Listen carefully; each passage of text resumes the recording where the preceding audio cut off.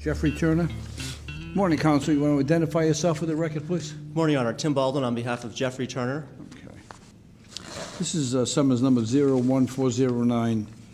Charges Mr. Turner with failing to execute his turn signal on Gray Street. This goes back to, this case is 15 years old, Inspector Quinn.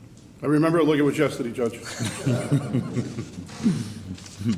We have another matter that is 17 years old. Charges Mr. Turner again with failing to execute his turn signal and overtaking on the left. And significantly, there was not an accident involved in that incident.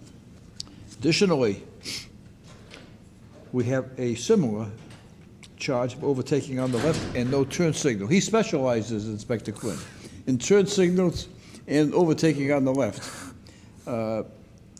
Counsel, I'm at the edge of my seat, waiting for your explanation. What do you want to tell me about this? Thank you, Your Honor. This case was referred to me as part of the Roger Williams Law School Pro Bono Collaborative, so I'm appearing here pro bono this morning. Mr. Turner was starting at the age of 18 until recently has been in and out of the state prison system. He most recently was released in May of last year.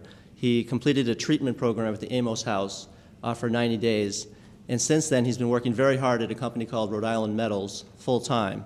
And what we're looking to do here, Your Honor, is he has tickets here, he has tickets in Pawtucket, one other community, and also at the Rhode Island Traffic Tribunal. And we're visiting all of the places where he has old tickets in an attempt to resolve them so that we can then move forward so that he can get his license. You want to get him back in the mainstream of society, feeling that he's paid his debt to society by the years that he spent incarcerated? Yes, Your Honor. Before I worked where I currently am at, I worked for the federal court system, and as part of that, I worked pretty closely with what's called the Hope Court, which is a federal reentry court here in Rhode Island. So as part of that, I observed quite a few defendants who were very interested in changing their lives after being released from prison. And what I've observed is that the people who really do want to change, who really do want to make an effort, often are successful at that.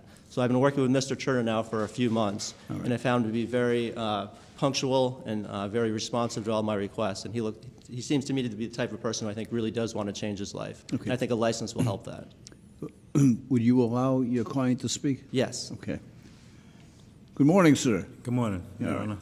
I've had a chance to look at your record. You have about 15 violations here. Tell me about it. And I think, as I mentioned earlier, I think you specialize in not putting a turn signal on and overtaking on the left and other violations. That was before I knew how to drive. Now, like, I got it, I think. Yeah.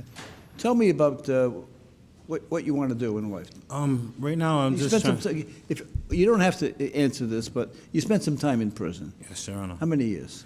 I got a lease since I was 18, and I'm 36 now. It's like 18 years. So you spent most of your life in prison? Mm-hmm. Grew up in there. All right. Since you've been out, have you had any problems? No problems. Right. Where are you living? I live in Cranston. Are you living in a house or a halfway house? Where No, I'm living in an apartment. In an apartment? Yeah, I just got an apartment. And who do you live with? I live with a girlfriend and a child. Okay, well, that sounds to me like you're getting in the mainstream of life. I have subscribed to the theory that when someone has spent an awful lot of time incarcerated, that I want to give them a chance in life. Right? Yes, sir. I mean, these are all traffic cases. So my choice is that I say, no, I'm going to fine you on all of these. Your license will be suspended forever until you pay all of these. It serves no useful purpose for me to do that.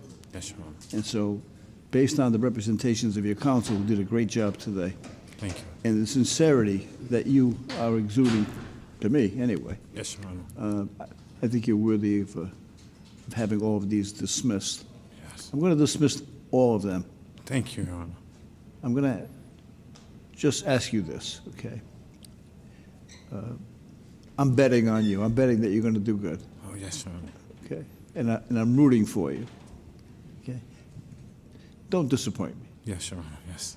I'm not going to come back at you or do anything terrible, right? But I want to place my faith that you will stand the straight and narrow path. Yes, Your Honor. Right? You know what it's like in there, right? Yeah. So you got a choice. back to where you were in prison or living with your girlfriend? Inspector Quinn, what do you choose? I haven't seen his girlfriend, but I would choose living with his girlfriend.